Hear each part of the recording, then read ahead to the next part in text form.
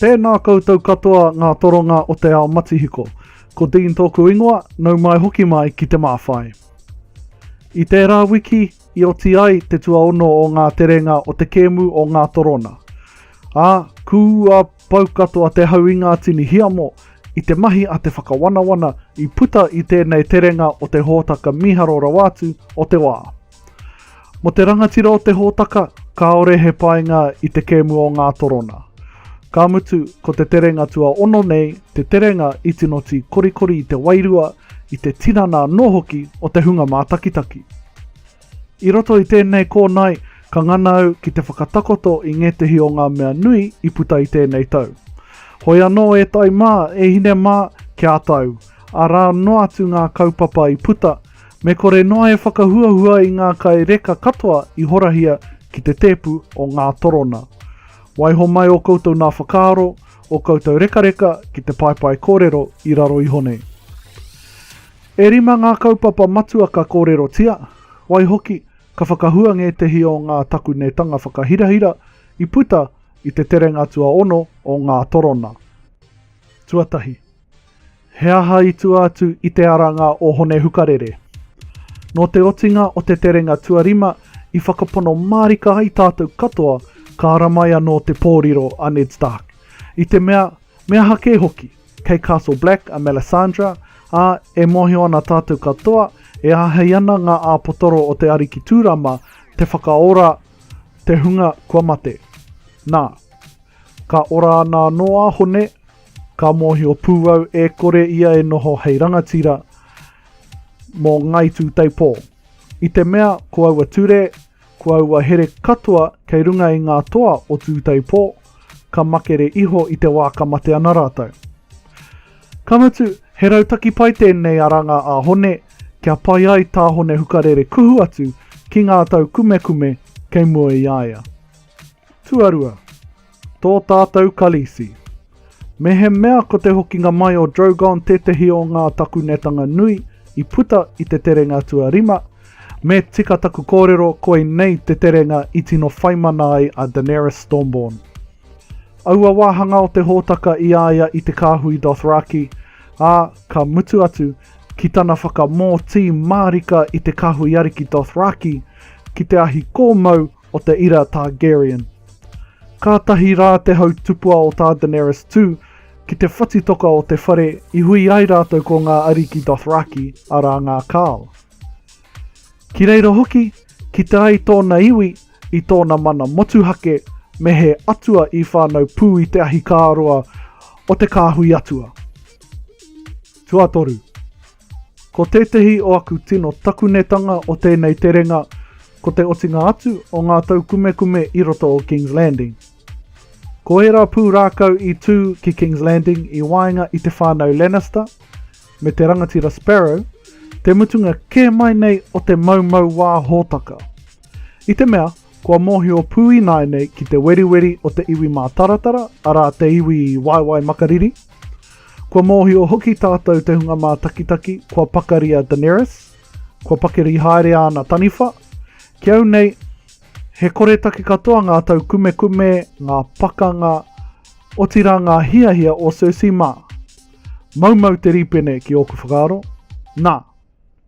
Kia tairawa mai ki te kōnae tua ngahuru, koe a pūtaku tino i tēnei o ngā momo hōtaka.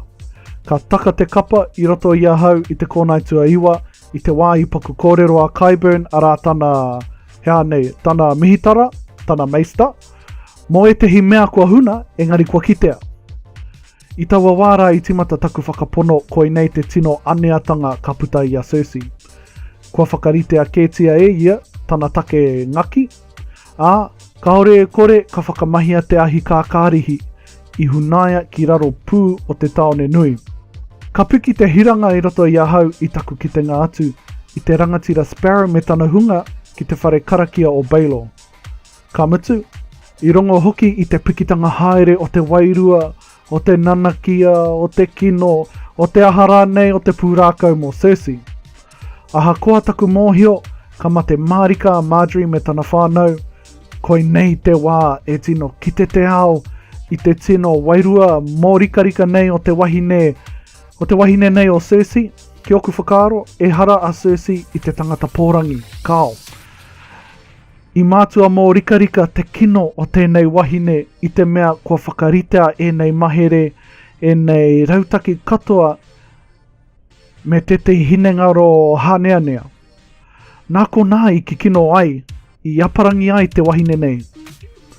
Nā wai kua kapi katoa tēnei pūrākau mona, mō Cersei, i te pahūtanga o te whare karakia, me tana taunga atu ki te torona rino.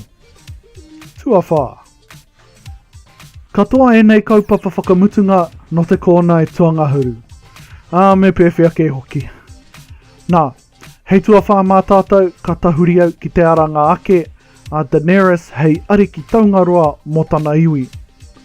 Ki au nei, i tutuki tēnei aranga āna i tana aronga atu ki te whakautu i ngā kōkiritanga a ngā Masters e toru.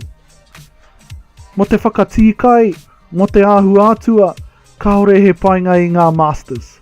Tō rātou hia pai hoki. Ka tū ana Daenerys ki te tuku i ana whakahau ki ngā Masters, me te whakātu i tōna pakari, i tōna whirikoka, mā āna taniwha e toru. Kua roa rawa au e tatari ana kia pēnei tēnei wahine toa. I te ruanga o tana pūrākau, kua ki te mātau o te rātātau i aia e ako tonu ana, arā te ako i ngā pukenga o te rangatira. Hei āwhia toro ai te ringa kaha, hei āwhia hoki tuku ai te ringa atawhai. Kamutu, me pewhia hoki e whakātu i tō mana toi tū i tētehi wā, engari kia kite atonutia he aroha i Ētehi atua. Nā, kia kōrero mai ana a Tyrion, me tana āta whakaaroha ki te toenga o ngā Masters, nā, kua kehi, tuarima. Mōku tonu, ko te tuarima o ngā kaupapa kia hau, ko te hokinga atu o Ētehi uri Stark, ki tō rātou ukai pō, ki tō rātou kāinga tuku iho ki Winterfell. Ahakoa e hake tēnei i tētei takunetanga whakawanawana, whakaihihi, he momo whakatau wairua kei tēnei o ngā ahuatanga.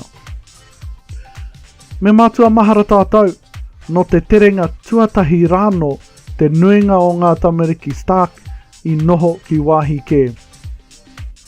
Nā, i te wehenga o Bran Rāua ko Rickon i te terenga tuarua, kua kore he Stark i Winterfell, kia tai mai ki tēnei wātonu. Kua pakeke ngā tamariki, ara noa atu ngā wheako kua pāki ngā tamariki i māro ai rātau i tēnei pito o te pūrākau. Koinei te take ka noho tēnei hokinga ki Winterfell, tētehi o ngā āhuatanga nui i roto i taku whatu manawa. Waihoki ko Winterfell te wāhi i tino kitea i te tino rangatira o tētehi o ngā tino tua wahine hou o te wā ara o Lyanna Mormont. Ahakoa te poniponi o tēnei ariki, kāore he mana, kāore he arikitanga i tuatu i aia. He mana i whakaihihi, i whakaohoho i ngā whare ariki katoa o te taitokerau. Nō reira e huama, koinei aku āhuatanga whakahirahira e rima no te terenga tuaono, me taku mōhio tonu, ara noa atu ngā take miharo i puta i tēnei tau. Pēnei i te kitenga atu i te ruruhitanga o Melisandre i te kōnae tuatahi, te hokinga mai rānei o te matua keke o ngā tamariki Stark ara o Benjen, me te kite atu he hawhe waiwai makariri ia. Ngā mea katoa no te pakanga o ngā pōrero, ara te matenga o Rickon, te pōrangi me te matenga o Ramsay Bolton kai a te kurira. Ngā takahitanga a te hohara a Bran, tai atu hoki ki te takinga mai o te ingoa o Hodor. Engari, atu i enei mea katoa me whakahonare tētehi o aku tino kaupapa i puta atu i enei mea erima ko kōrerotia. Ara, ko te whakatau, ai, ko hune hukarere te tamaiti a Lyanna Stark, te tuahine o Ned. Ka hoki ana Bran ki taua wā o mua, te wā i hare ai a Ned ki te rauora i tana tuahine, i ki te mātou i aia e pupuru ana i tētehi pepi. Ana ko hone tērā. Nā, ko te mea nui o tēnei whakataunga a te hōtaka, ahakoa kāore anō kia mātua ki atu engari kua mōhio kē te katoa o te hunga mātakitaki, arā ko te mōhiotanga ko Rhaegar Targaryen, te pāpā o hone hukarere. Hoi anō e aku tini hoa o te ao pāpāho, o te ao matihiko anō hoki, koinei te wero ki a koutou. Whiriwhiri tō tino kaupapa I puta I tēnei terenga tuaono o Ngā Torona. Tuhia mai ki te paepae kōrero kei raro iho nei. Kia tahuri mai anō koutou ki tētehi kōnae o te mawhai, tēnei te whakamānau atu nei ki a koutou katoa I are taringa mai, I tiro whatu mai ki tēnei o ngā kōnae. Pēnei pai ki a koe, horapangia, matareka hoki tēnei kōnae, ka tahi, ka aru mai I tēnei hongerere o Māori I a te mawhai, he ko nā rā e hoa mā.